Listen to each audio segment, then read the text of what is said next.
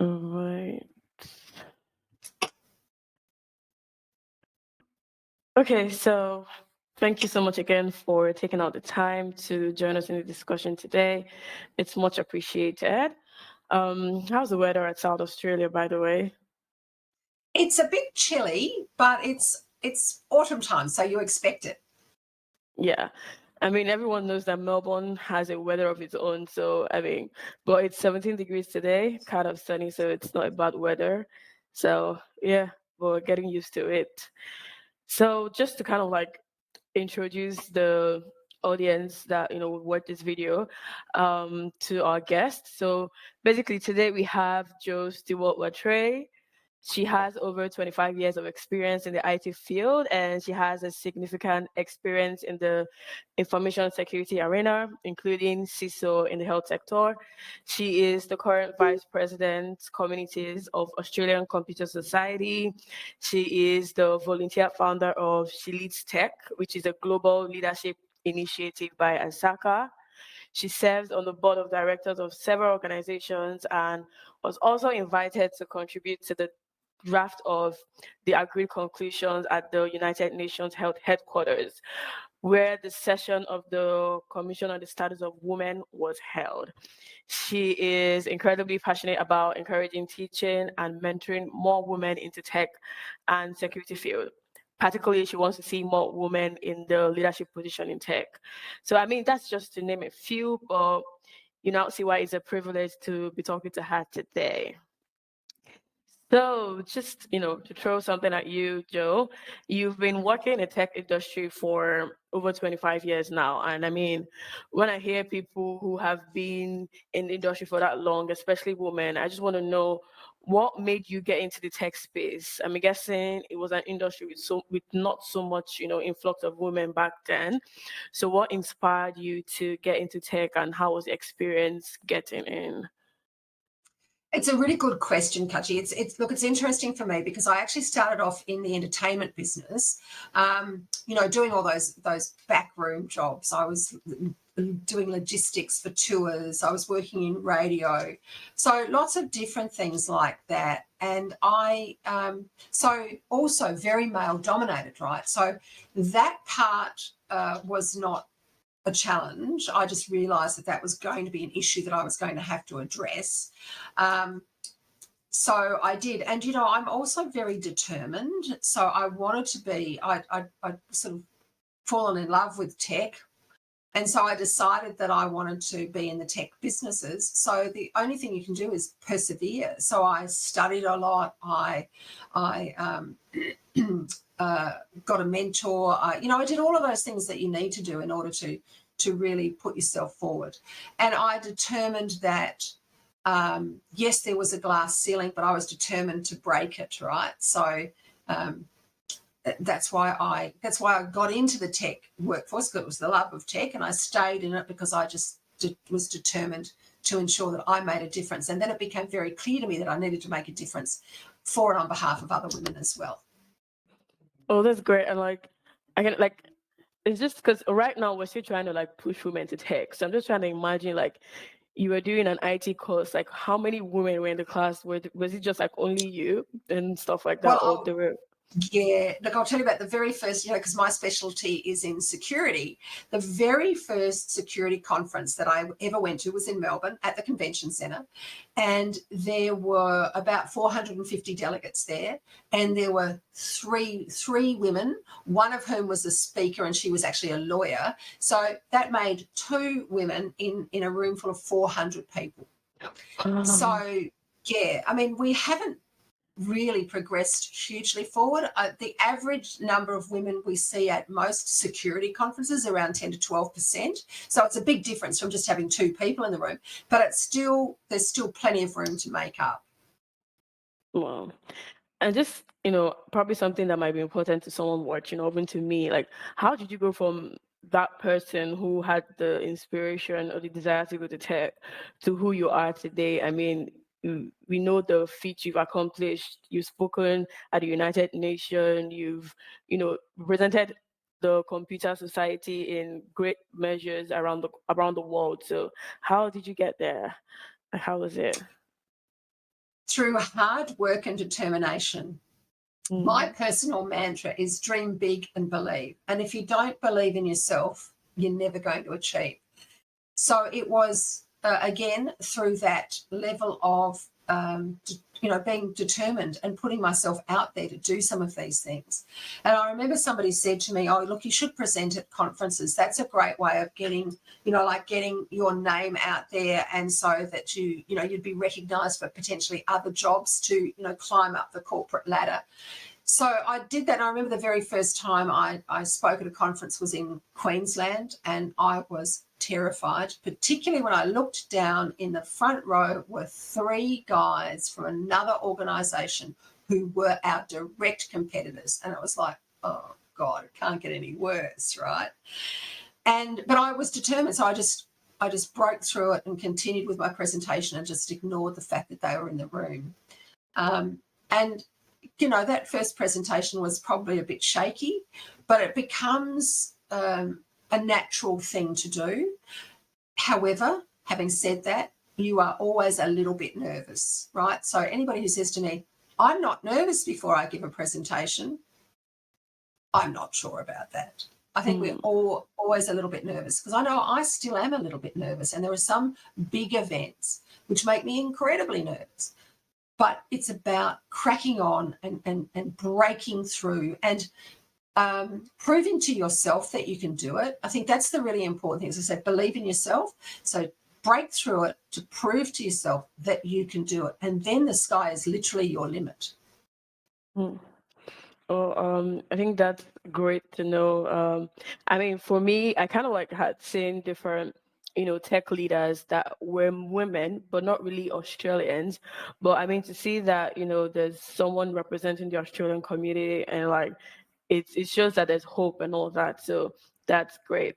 And then I know that for months you've been speaking in conferences or women gatherings around Australia regarding supporting women in tech. And how has the experience been really? I know I was at one of them, and I would say it felt like a safe space for women to express themselves. But speaking at different states, how was that? Look, that's been really interesting, Kachi, because I'm hearing some stories that are pretty similar across all locations, but there are other things that are really location specific. In Melbourne, where you attended, there were some particular things that we heard from women, that how difficult it was to actually find a job in tech if you're from a newly arrived migrant's background, a migrant woman's background. I thought that was very interesting. In South Australia, we heard from women who said that they really wanted to understand how to effectively network, because they find it quite nerve-wracking when they walk into a room and they realise it's mainly men. How do you break into those groups to have the conversations that you need to have? In Tasmania, when we mentioned networking, everyone laughed at us and said, we don't need networking. We know everybody here, because it's such a small community. So that was kind of amusing, right? So very different in different parts of Australia. But, one of the big ones is about women having confidence and not thinking that they're unable to do stuff because they're a woman. Yeah, I guess that's because I feel like, for me, every job that I worked in, I was probably the only lady in the team. And it just kind of it's something that grows with you for me. And you kind of now get to rapport with men even better than women. So I guess probably that's an issue for me now, because I get to relate to men more than women, because that's the environment I find myself. So basically today we'll just be touching a bit about a topic that over the last days I realized is quite sensitive for some people, and that's diversity and inclusion in the tech sector. Because I kind of put out kind of an ad saying I was going to have this discussion, and then people could give questions and all, and there were just some comments that got me thinking, how we're going to progress with this goal. And yeah, but anyways, when I talk about diversity regarding this topic, I'm talking about we're looking at the representation of individuals from various backgrounds, including race, ethnicity, gender, age, religion, and social sexual orientation. And then with inclusion, we'll just be looking at how organizations create an environment where every employee feels valued, respected, and empowered to be able to contribute, to their unique perspectives and talents. So to start that, I mentioned again that you've been in this field for 25 years. So, and you've led various moves for also diversity and inclusion in IT. In your experience, how would you say the inclusion of diverse kind of people have evolved over the years in tech?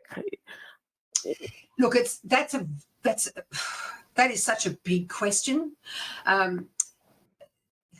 It has evolved, but at a glacial pace. I haven't seen anything happen quickly in this space. As I said, I've seen more women come into tech.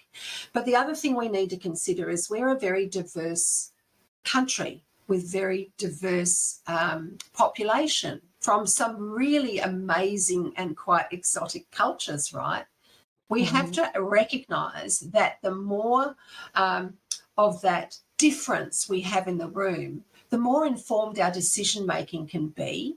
And in fact, we know that boards that have women on them and women who are the chair of those boards actually are far more productive than those that do not.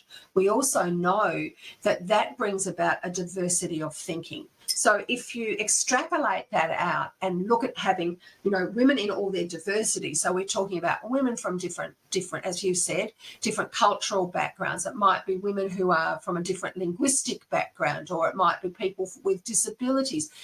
Have a look at all of that, and that's the sort of, we need to, in the corporate world, mimic the demographic of our country, right?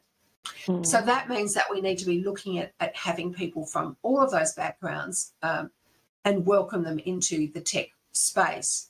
One of the things that I like to do is, and HR hates me for this, is to recruit blind. And by that I mean that I don't want to see somebody's name, I don't want to see the university that they went to, I don't want to see a picture of them.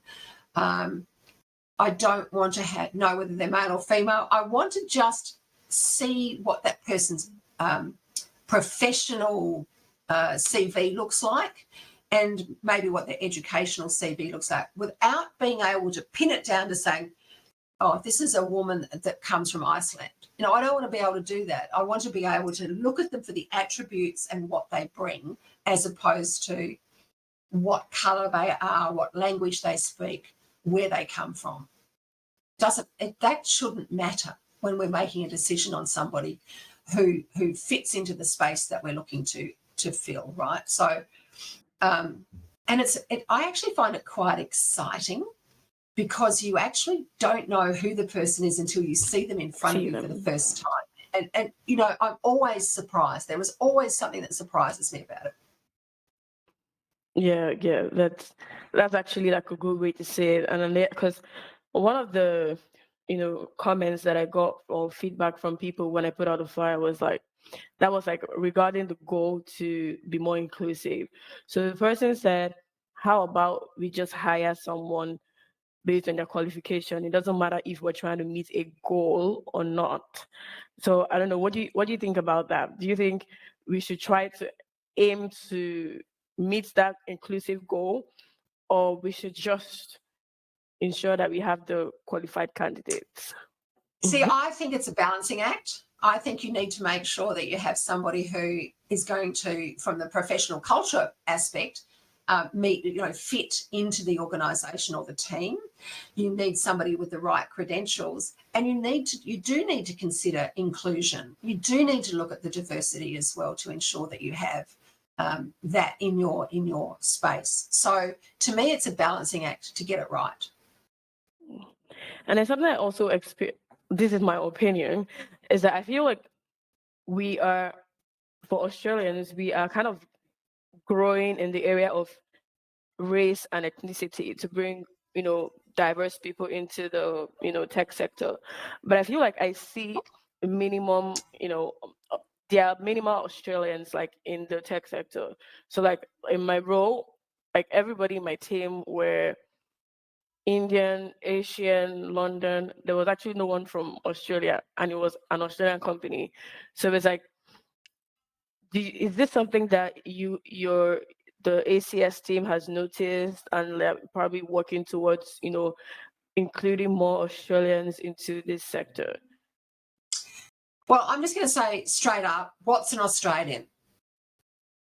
Someone who grew up here in the native Australians. I know there's okay, I'll probably need more definition or a better one from you. Because quite honestly, you could be an Australian, I could be an Australian. We don't have to all look the same to be an Australian, right? We're one of the most multicultural countries in the world. So, as I said, you could be an Australian, I could be an Australian. The person from that whose ancestry was Chinese could be an Australian. The person whose ancestry is Maori from New Zealand could actually be an Australian. So to me, I think we have to be very careful how we frame what an Australian is, because Australians today, you only have to go to a citizenship ceremony to see all the different sizes, shapes and colours of Australians, and I find that very exciting.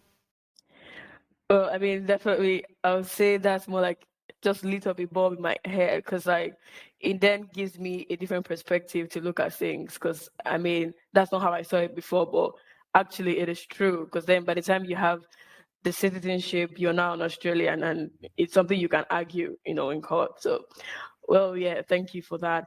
And so like we know that there's this sustainable development goals set by the UN, and in 2015, Australia actively participated in the international discussion to design the 2030 agenda, and they also supported the involvement of development actors and all that. So I'm sure since they were part of this initiative, they are also looking to meet the goals by 2030. So the question here is basically, what policies has the Australian Computer Society enforced regarding some of these goals to help achieve them by 2030?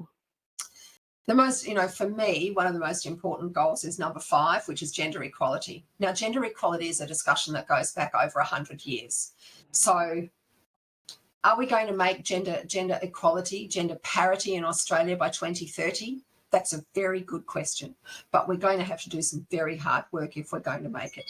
The UN published late last year, its report card on where the Sustainable Development Goals are up to. And quite frankly, there's a lot of work by a lot of countries, because let's not forget the UN is made up of 193 member states. So for all of them to get to, we'll say, gender equality by 2030 is a very big ask. We're in 2024, we only have 6 years left. So I see that as being something that's going to be difficult to achieve when you consider the differences across the board in different countries around the world. As for what the Australian Computer Society is doing, you were part of the conversation circles, so you know that we're trying to actively move the needle on the number of women in the tech workforces across Australia, and that's a big ticket thing to do. We're also looking to engage with governments across Australia, both state and federal, to advocate for it on behalf of women in tech, so as they have an equal opportunity in the tech workforces. Like, is there like a systematic way that's been created to get this data to actually like understand, like, if there's, let me say, a Google in Australia, for example, how many women are working there, but not just that are working there, but are working in the IT department? Because then there's the receptionist, there's HR, Correct. This is another interesting number to try and extract. If you have a look at most of the numbers that are extracted using the Australian Bureau of Statistics, so the census data, they'll give you a number that's much bigger than what I believe the number of women in technology is actually. Because you're right, those numbers are, because if you think about the census, it'll say, what kind of company do you work for? Technology. Scientific. So you tick technology, right? But you might be the receptionist, you might be the HR person, you might be the janitor. So, but you are considered to be a woman in technology, in the technology workforce. So that's where I think we need to tidy up how we report on some of those numbers. Because I think I read recently that if we look at the reality of it, they say there's 30% of women in the tech workforces, but if we look at the number of technologists or security specialists, it's down to about 16 or 17%. So we've got a long way to go when you consider that in Australia, women make up 51% of the population. Mm. Yeah. That's another thing, and it's more like, how are these organizations responding to this goal? That's another thing. Is it something they are embracing, or they haven't seen the financial, gain to it, and stuff like that? Some organisations are doing it better than others, and you only need to look at the Workforce Gender Equality Agency, WGEA. They have a report that's published on their website annually, which will show you information about the gender pay gap, for instance, and you'll see some organisations are doing that much better than others. So has there been a change? Yes, but not as big a change as I would certainly like to see. So that's part of the issue that we face, is that this is something that it's not one and done. It has to be ongoing. We have to keep working and collaborating to get to the point where we're actually making a difference. Yeah. And I mean, just to like even myself, or like to people that are gonna watch this, like for women that are, you know, aspiring to be like you, or to just be in that position of leadership when in the tech sector, like what's your advice to them? What are the platforms that they can join or be part of that could also help, like, skyrocket or increase, their chances of getting there faster than they thought? Look, it comes back to, you've got to make sure that your education is right. So, there might be some like tertiary education credentials that you can do. There might be professional bodies are always a great place to start, because you do have the networking opportunities as well as professional development opportunities. Taking a mentor is a great idea as well, and it might be, I have people in my life that I call shining lights. They're people that I admire their professionalism, excuse me, and how they operate. So we have informal mentoring type relationships. I've used the example of my board mentor, who I've had for 10 years, and he's very experienced, but quite tough. And so if he thinks I'm being too emotional about something, or perhaps not, missing the point, he'll just be, it's a bit of tough love. He'll say, "Are you crazy? What would ever make you think that?" And I'm the sort of person who actually needs that. I need to hear that from somebody that I respect. I might fight back, but I actually need that. So it's about understanding what we need as professionals as well to help us to aspire. And as I say to women who are looking for a mentor, just if you've got somebody in mind, ask them. Ask them if they would like to mentor you. What is the very worst thing they could say? No. No, exactly. Now, that's not terrible, is it, to say no? So that means that if they say no, maybe they're just too busy, and that's perfectly fine. So you go and find somebody else. So that's what you need to do. Is my grandmother used to always say, if you don't ask, you don't get. And it's the same with this sort of stuff. If you want someone to be your champion, to be your sponsor, or to be your mentor, just ask, because the worst thing they can do is say no. And then you go, well, they're too busy, I'll move on and find somebody else. Oh, that's great. And I was just curious, you voluntarily founded She Leads Tech.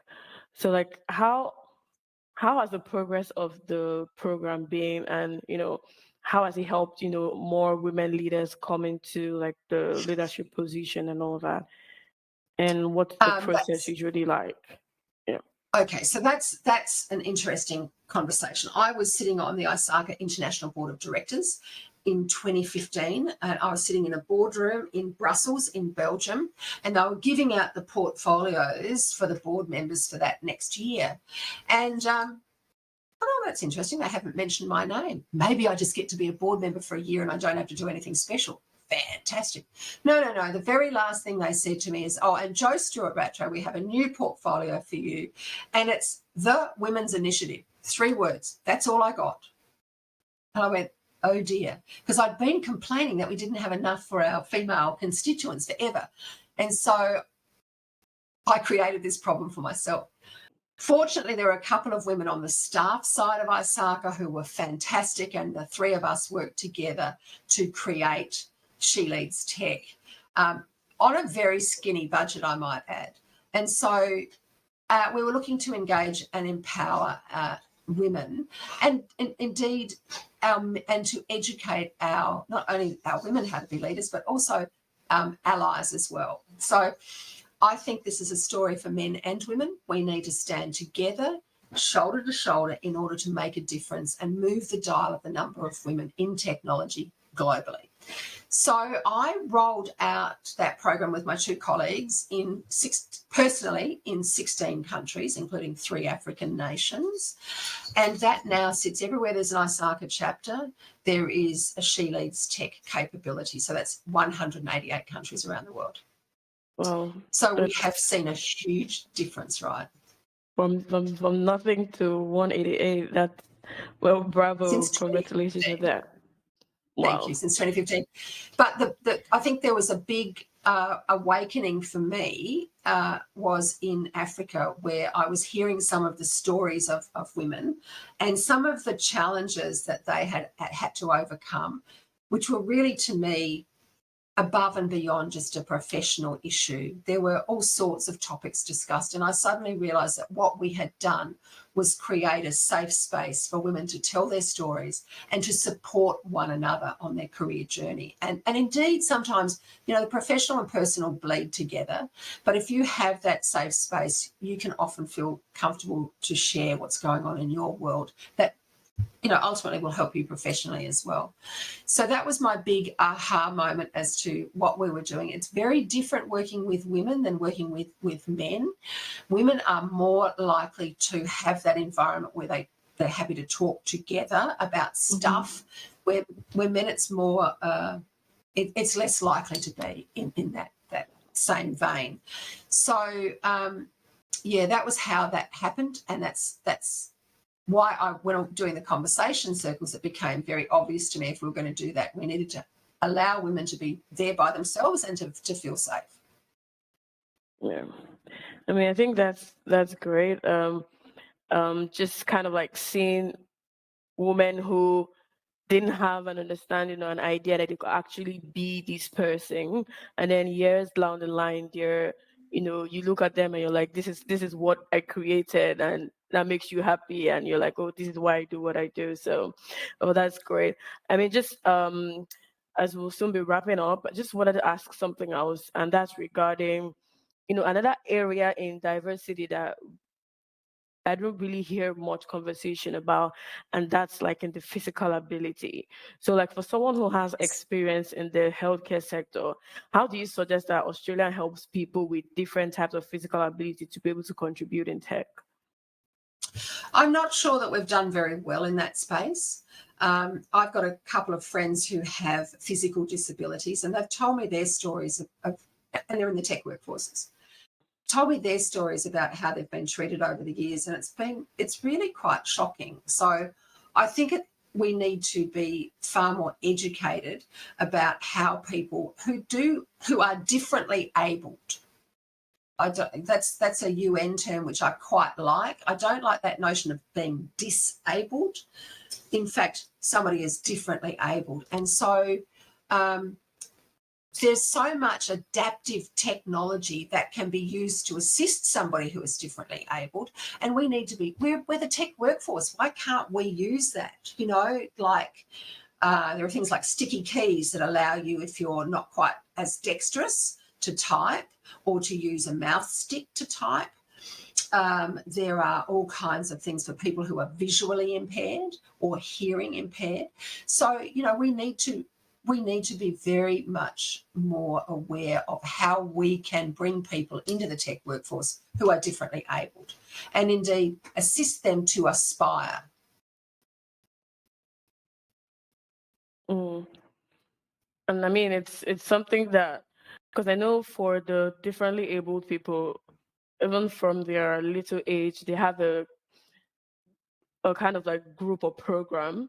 So I guess maybe like from that early stage, they kind of like start to introduce this technological knowledge. So they know that, first of all, they can even do something with their life.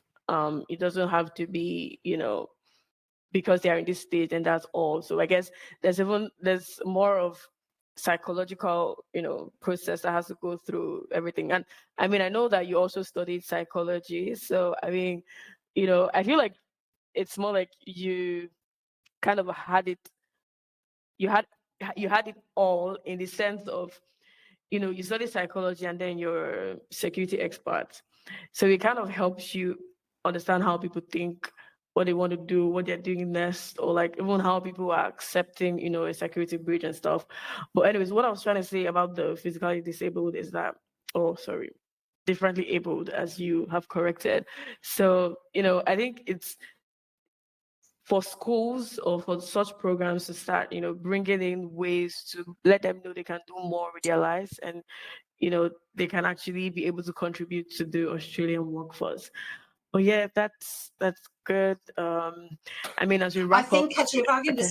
if I can just say one more thing on that, I think it's about Yeah, us sure. educating ourselves, and also Mm, employers educating themselves on the notion of looking beyond what you see in front of you. Right? It's mm, not about that person who might be in a wheelchair, or that person who is on crutches, or has a walking frame, or is blind. None of those things necessarily matter to the particular job in question. So, it's about understanding that people who are differently abled can do as good a, if not better, job than those of us who are normally abled. So I think that's the thing. Again, it's about the blind recruitment thing is really helpful in that case, because you don't know mm. that the person has some sort of different ability.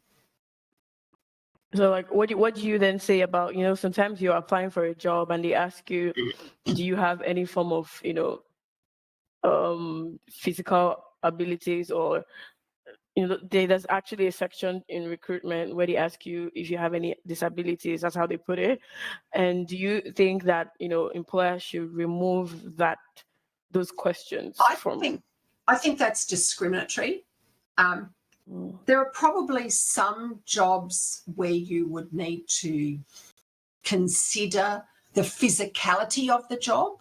mm, So that might be the only exception that I could think of. But by the same token, I actually believe asking somebody, are you disabled, is discriminatory. yeah.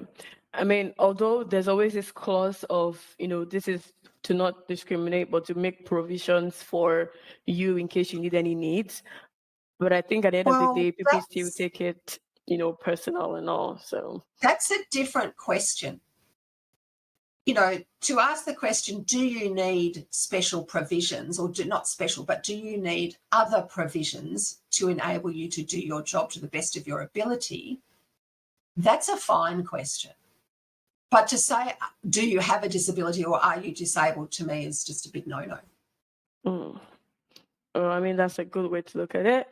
Anyways, I guess we've come to the end of this conversation. I wish we had more time, but thank you very much, Jo. It's really a pleasure, and I mean, I hope we get to meet again and do bigger things in the future.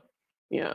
I would love that, Kachi. It's been such a pleasure. When I met you in Melbourne, it was just fantastic, and I thank you for reaching out and asking me to do this with you. It's been my pleasure. Thank you. Thank you. It's been my pleasure too. Have a nice weekend, and I know you'll be traveling, next week. So have a safe flight too.